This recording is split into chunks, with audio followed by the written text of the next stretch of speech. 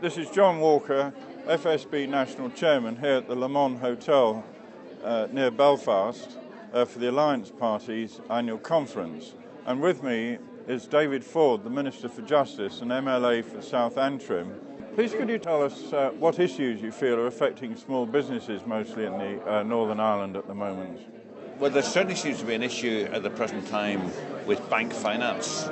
The banks keep assuring us that they're willing to lend, but certainly the kind of contacts I have with small businesses is that there's great difficulty in getting the kind of lending that people need to help grow out of the recession. Yeah, I mean, as an organisation, we're constantly on the back of the banks trying to get them to do something about that. And certainly we hope that the recent announcements by the Chancellor might do something. The jury's out. But did you get many people coming into your constituency surgeries about this subject? It's not the kind of thing people come to surgeries about, but when you're having a discussion with businessmen locally, it's the kind of thing that's always featuring. Yeah. What action do you think the devolved administration or the UK government could take in addition to what they've already announced? It's very difficult to see what can actually be done at this stage if the banks as commercial organisations are unwilling to move. But certainly the kind of stories you get that banks, when somebody pays a check in, they've got no chance of then continuing their credit to help develop other businesses. That's not a good situation to be in, and we certainly need to encourage them to move on.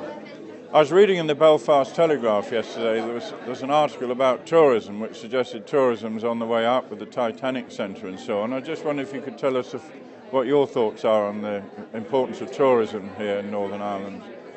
I think tourism has a real opportunity. If you look at us in comparison with the Republic or Scotland, we've probably only got about half the tourists coming that we would get on a proportionate basis.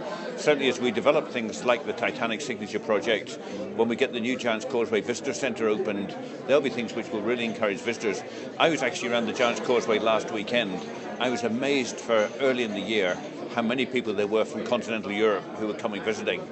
But it's also clear that we need to develop the opportunities for those people to come and stay, use the benefit of all the range of facilities and grow the economy through that direction. I'm certainly hopeful that we're in a significantly better place than we were, and I hope that the marketing efforts which we're now seeing will produce more tourists for Ireland, both north and south. Yeah, do you think that'll be able to help the reliance on the public sector, which I think is about 70% on the economy here in the Northern Ireland? You can debate the precise figures, but there's certainly no doubt that I don't think that our public sector is too big in the sense of the services it provides. But what's absolutely clear is that the private sector is too small.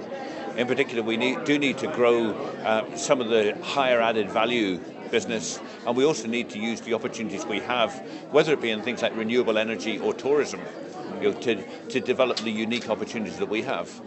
I was wondering if I could just cover one of the subjects that comes under your executive role. Crime against business has been very much an issue that members raise with us. I just wondered, following the devolution of justice to the Northern Ireland Executive, what are your views on how this progress is being made in this important area? Even at the simple level of passing on information, I think we've seen some progress in the last couple of years so that people are aware of what is happening and what to look out for. I mean, I've personally spoken at 2 seminars where we've been encouraging business people to look at dangers, for example, on cybercrime and seeing the kind of threats which they face. I think we're also seeing very good work by the police to develop links with local businesses across Northern Ireland. Things like Business Watch, a sort of parallel to Community Watch, so that particularly in the retail area, people are warned by text message if there are particular concerns about potential shoplifting. Those are all signs of good work being done, but there's a lot more that we need to do just to build up that general spread between the community and the police to tackle crime together. I mean, this is the second Alliance Party that I've been to as National Chairman. I was also at your 40th anniversary dinner at the Stormont Hotel. How do you see the relationship between the Federation and the Alliance Party here in the province at the moment? We've put a fair bit of effort in over the last few years into developing our contacts with the business community generally, because of the kind of points I was saying about the need to grow the economy and to grow it through developing with the private sector. I think it's fair to say we have a good friendly relationship with the Federation, and I would have to say, and the other business organisations, but I'll not name them to you. No. What we need to do is to ensure that we get that sort of good relationship carried forward to ensure we get the right kind of policies within the executive, and we start to see a coherent package of proposals to help grow the economy, the public sector working with the private sector, and I think that is now a real possibility. Well, we very much appreciate you talking to the Federation of Small Businesses here this afternoon, and may I wish you every success for the remainder of your conference. And thank you. Thanks, John. Thanks very much.